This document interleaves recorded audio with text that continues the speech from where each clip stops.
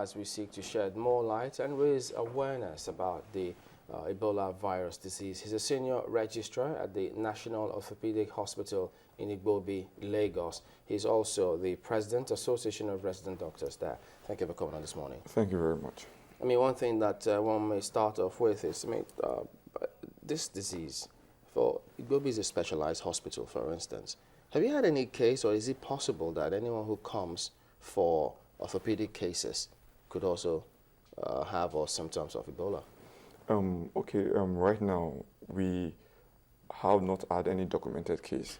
Now, the reason might be because there's a strike going on, but anyone with an orthopedic case or a plastic surgery case could also come down with Ebola if he or she had made contact with someone outside the town or any other medical personnel that has made contact with people in town. So every hospital, every medical caring institution could have patients coming down with Ebola coming to the hospital for treatment. So adequate care needs to be taken in isolating and quarantining people that come down like that.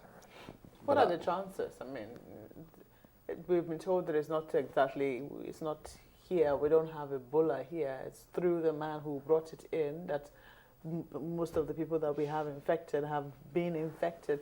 And these people have been identified, primary contacts, quarantined. Some of them have even made progress and been discharged. Secondary contacts are under surveillance. What are the chances that that could happen? Now, the chances are grave. We need to know there's an epidemic.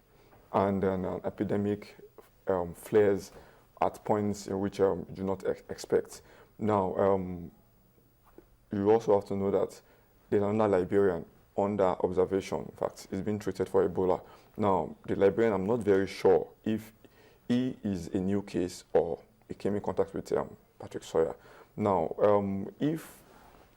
Is that in Lagos? Or? In Lagos, yes, in IDH. This is true, in Lagos. Now, if, like you said, most of them are secondary contacts, people move, there are waves of movement that are not controllable, especially in sub-Saharan Africa. An example is the medical personnel that ran to Enugu. She would have carried it along with her there. We don't know how many people she contacted along the way, but like she took a bus, the bus is stopped along the way, she goes inside, she eats, she comes out, she uses the toilet, someone goes in after her, she gets to another bus, things like that. They just spread in ways that you cannot imagine. But sorry if I may come in here. We were told yesterday, or we've been told over and over again, that the person, the carrier, is not at risk of transmitting unless the person is ill and has to be very ill. Now, most people that get infected with Ebola eventually come down with symptoms. Now, the symptoms, we have what we call an incubation period. That is the period in which this person gets the virus and becomes symptomatic. Now, a number of people, a certain percentage, but quite low, survive this, but they will still have the symptoms. And it is documented that even 2 months after a survivor has survived the Ebola virus disease, is still capable of transmitting this infection. Now, an example is a man that survived and has been quarantined, and he gets sent home. He gets home, he has maybe conjugal union with his wife. He can still transmit 60 days after, 50 to 60 days after, through his semen to his wife. And this disease also survives to a certain degree in dead people, and that's how Sawyer got his own. In the process of trying to bury his sister instead of cremating as he was ordered to. So this virus is not a virus to joke with or play with. So what does one do? I mean, if 2 months after, it could still transmit? Yes, it could still. Now, what it means is that you just don't discharge people home. You should discharge them home, but you should give them instructions, and you should call them back for regular follow-up and check-up. You should actually call. That's what makes contact tracing very, very beautiful. You should not expect them to come to you.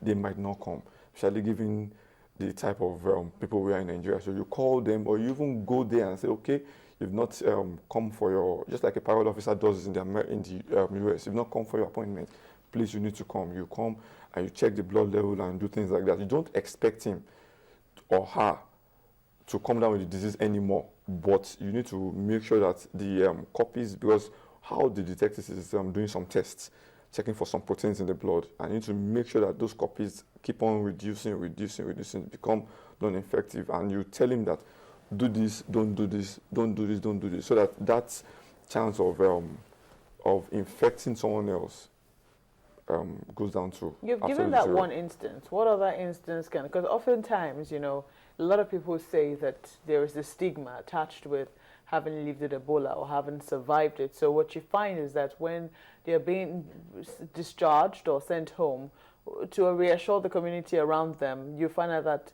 at least what we've noticed outside the shores of our country, we don't know how it happened in Nigeria, but what we've noticed is that the officials, the medical personnel, often take them home themselves and then, you know, make some, some gestures to show that they are not infectious, as it were, and they also give them some certificates, just so as to reassure the people around them that you can safely relate with this person. What other ways that kind of person, you would think that the person is safe enough to be at home? That's why they're discharged in the very first instance, right? Yes. Now, what some communities do is they, instead of discharging them a week or 2 weeks after surviving these illnesses, they could keep them for that month or 2 months till they're absolutely certain. Now, the 50 to 60 days I gave, usually an average, it could be longer than that, it could be shorter than that. Some literatures even say up to 8 months, and it could be shorter than the 60 days.